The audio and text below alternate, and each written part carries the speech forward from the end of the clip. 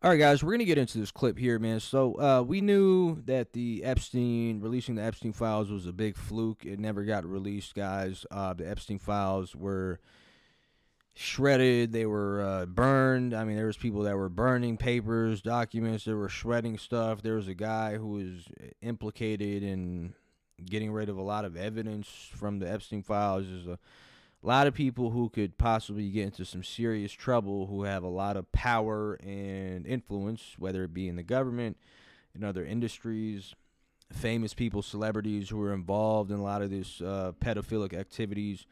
A lot of people who could be implicated. And as we know, Epstein was actually murdered. Anybody with half a brain has figured that out.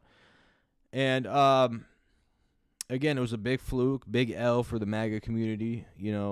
Trump said he was going to release them, and we got documents that were released back in 2015. They were given to like 5 or 10 influencers, and the rest of the documents were being shredded.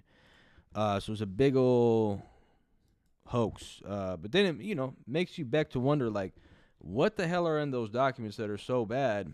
And we do know that there is a particular place in the world where a lot of individuals that came from there, are implicated in the Epstein files, and one of which was an actual former prime minister of that country. So what is this Epstein thing, which all of us watched? George Stephanopoulos is having dinner with those guys. Everyone is over at Epstein's house. Like Ehud Barak is there every day. Like, what the hell is this? Who killed this guy? He was clearly killed, obviously. He wasn't commit suicide. Or look, just start there. Show us the files that substantiated the theory of his suicide. Just show them to us. Or where's your investigation into his death, which you promised Attorney General Barr that you're going to do? Show us. And you never did. Yeah. So I guess what I'm saying is if you take 3 steps back, you're like, wait, this isn't just, maybe some of the details are wrong, or certainly stories like this draw all the wackos like a bug light for sure, and they come up with these fantastical theories to explain it. But just the knowable facts, the confirmed facts suggest something really, really big. The moment that I never thought much about the Epstein story until I realized that the two-time Republican Attorney General Barr lied about it. Why would Barr lie about this? Epstein's a big Democratic donor. Barr was not close to Trump. He's not covering for Trump. What is that? And I don't know the answer, but that was the moment where I was like, whoa. All of a sudden, Bill Kristol's lawyer is involved in this, which he was.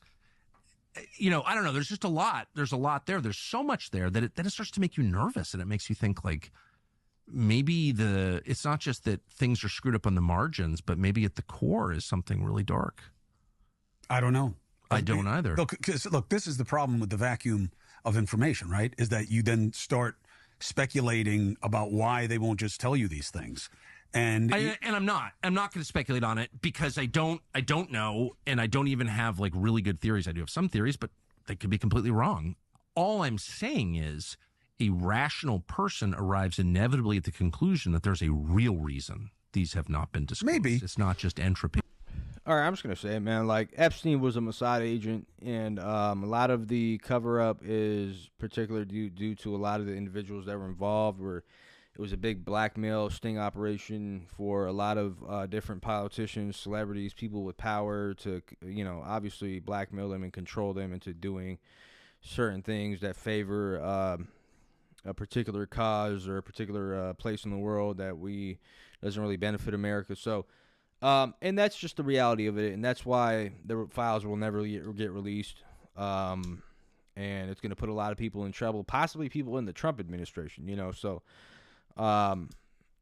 It's very high risk material, and I'm pretty sure they shredded and tore up and burned every other document that you can possibly even think of, or and there's been several countless people who have come out and said that they've actually seen attorney generals and people that work in the government burning these files up, shredding them, tearing up evidence, deleting files. So they're never going to get released, guys.